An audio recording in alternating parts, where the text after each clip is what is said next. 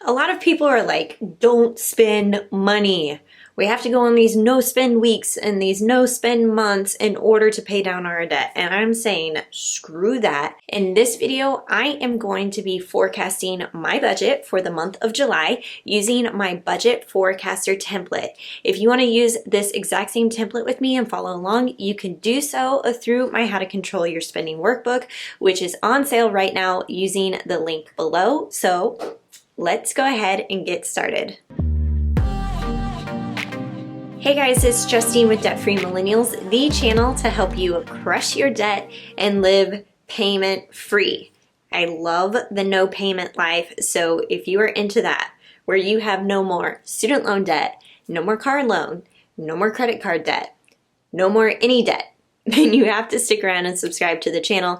Today we are going to be forecasting our spending, planning out how we are going to allocate our income using the budget forecaster template for the month of July. You're going to see real numbers, my real predicted income and predicted expenses and savings for July. And I know this because I know exactly what types of paychecks my husband is bringing in, and I know how much I'm going to be paying myself based upon my income report. You guys can go check that out if you're interested. And then also just the extra income that we bring in using things like renting out our additional parking space. So let's go ahead and hop into it.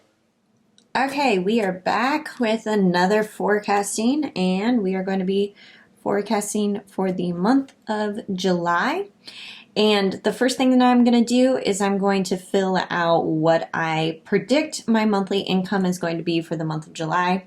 So that includes my self-employment income, Kyle's regular W-2 income, and then we also rent out an extra parking spot, which totals up to $10,000 per month in take home. And if you're like, wow, 10K, that's really awesome, just wait until you see our rent. So the next section I'm going to fill out, I'm going to bypass the debt payments because guess what? We are debt free, and we've been debt free our entire marriage because I paid off my student loans right before we got married. So I'm going to focus on the fixed section. So the fixed is pretty much going to be the same as last month, except for one major change to my groceries budget. So I'm going to go ahead and fill this out. Yes, unfortunately, in Southern California, in San Diego, that is what you pay for a 2-bedroom, 2-bath apartment. So I'm going to keep going with this. Okay, now we're getting to the groceries area. And last month I had forecasted and set aside $750 for groceries, which is a lot of money for 2 people. So what I ended up doing is I really tracked my grocery spending for the month of June. And I only spent around $500 for the month, which is our norm. Now, I had budgeted more for groceries last month because with the pandemic, I wasn't quite sure how that would affect our eating habits and whether or not we were going to be stocking up on food.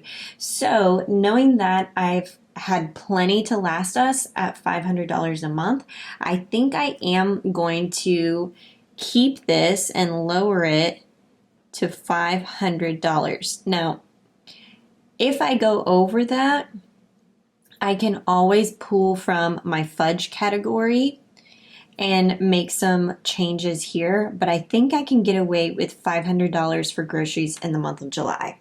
So that's the big change from last month. Alcohol, I think I am going to keep it at $125. That's what it was last month. Okay, gas, I am going to increase from $35 last month to $65. And the reason being is we booked an Airbnb. Don't worry, we'll be socially distant. We are bringing our own sheets, pillows, everything. And we are going to be staying up in the mountains for a couple of nights. And so I know we're going to be driving a little bit more. So I am going to increase our gas budget to $65. We only have one car, so this is going to be more than plenty for us. Okay, and then memberships gets $61. Memberships for us includes things like Netflix, saving monthly for our annual Amazon Prime subscription. It also means saving monthly for our San Diego Zoo subscription. Any kind of subscriptions typically just gets lumped into memberships, and then I set aside money for it.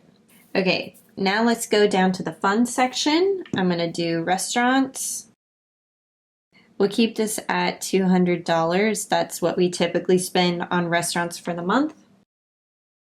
Fun is going to be $0. Not that we don't have any fun, but we actually set aside money every single month for fun stuff. So that would include, coffee, golf, going to the movies, typically like non-pandemic stuff. We would spend money on fun. Boat day is huge. You might have heard me talking about boat day before.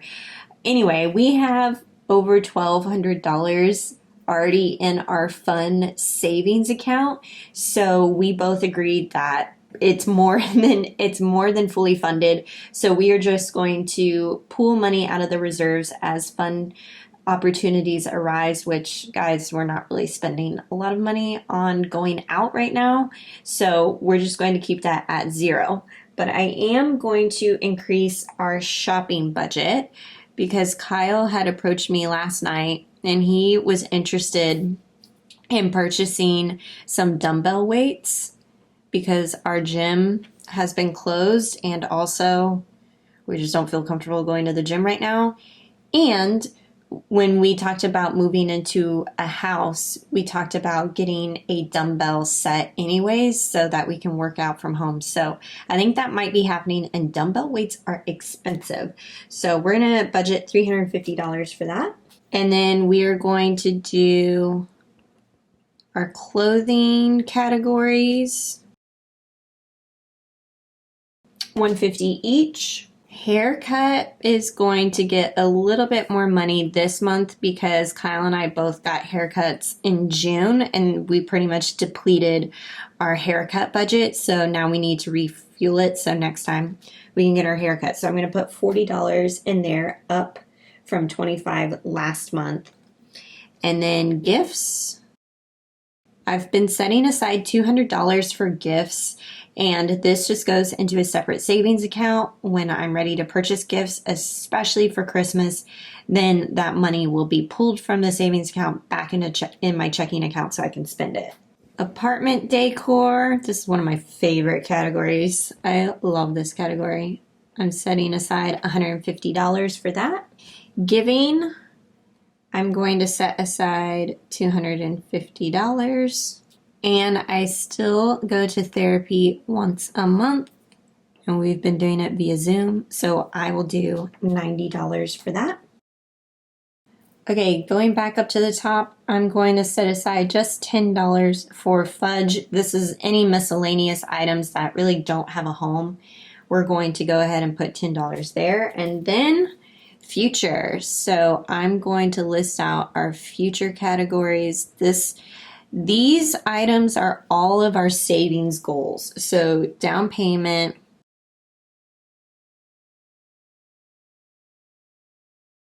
vacation, Jeep, Wrangler, car expenses, insurance, treat yourself, investments. These are all of our future savings. And the big one that we focused on last month was the down payment. And we put mad money towards the down payment, like close to $3,000. So I am going to go through this list. In fact, I'm actually just going to take a look at what we have for expenses so far and then subtract that out. So got $10,000 minus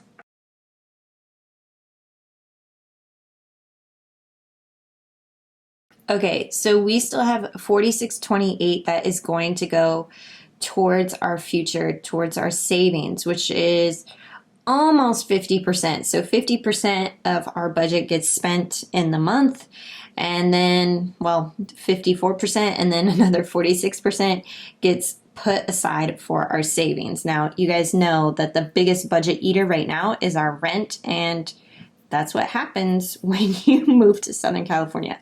That's okay. So for my future savings goals, what I have is still going hard on this down payment. So we are going to set aside $3,000 towards the down payment. The vacation fund is a lot smaller than what it used to be. We used to put $750 per month towards the vacation fund, but since we're not really going anywhere and spending money on that, plus we have close to $6,000 set aside in our vacation fund, we're comfortable with lowering this amount to $250. The Jeep Wrangler is going to get $750. So now what are we at? We're at $4,000. So that means I have 600 and some change to allocate. Okay, $88 has to go towards insurance. This includes our car insurance, renter's insurance, and jeweler's insurance. Treat Yourself is not getting any money because that is also fully funded. Once we hit $1,000, then we use that $1,000 to go treat ourselves with whatever we want. That's over $1,000. I think we have close to $1,500 in that account, so we're going to temporarily stop saving for that.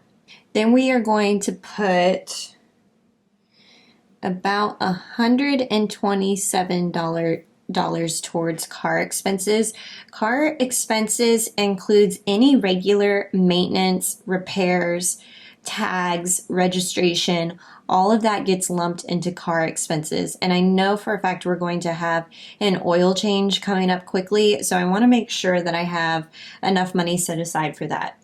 I also set aside this money in a separate savings account for all of my car expenses, and right now we have over $1,000 in that account, which I am perfectly okay with that because tires are going to need to be replaced, brake pads need to be replaced, all of the regular car maintenance things that typically people are like, oh crap, I need to change this, I need to fix this right now. I don't have to worry about because I already have the money set aside. So when those repairs come up and something happens to the car, I already have the money to pull from.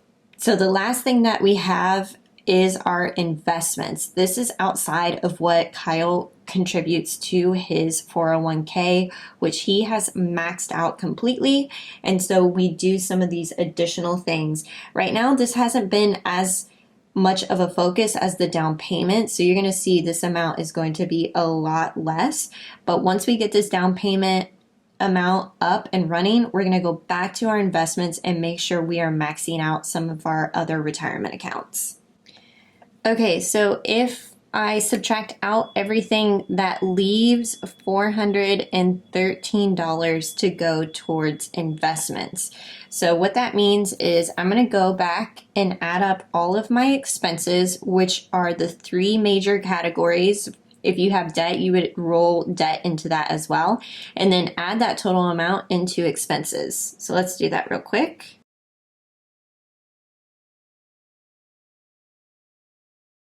Okay, $5,372 are the monthly expenses, and then we are going to add up the future amount,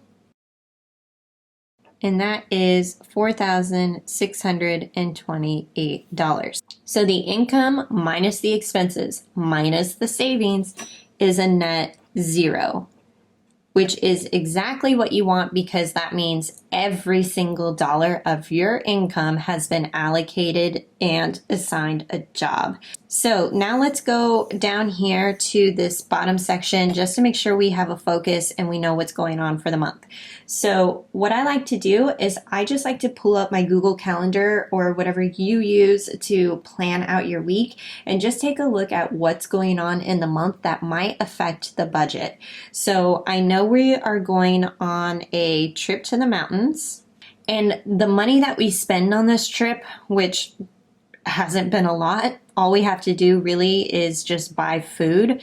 So I know that money is going to come from our vacation fund, which I said has close to $6,000 in it. So we're good with that. The other thing is 4th of July. So maybe we'll buy some barbecue stuff, maybe grill. I don't really see that changing our groceries budget too much. So that's another thing to look out for.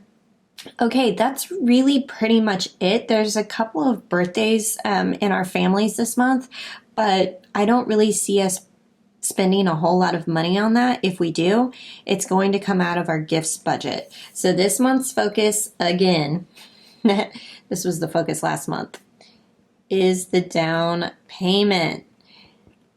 So we are really pushing on this down payment because it just takes a crap ton of money to buy a house here in San Diego, and we're pretty close to reaching out to a realtor just to get some ideas on what we can afford and start that whole process. By the way, if you guys want to see videos on just how to start the home buying process and the steps that we're taking, comment below and let me know if you'd like to see a series on that. And with that, our budget forecaster for July is done.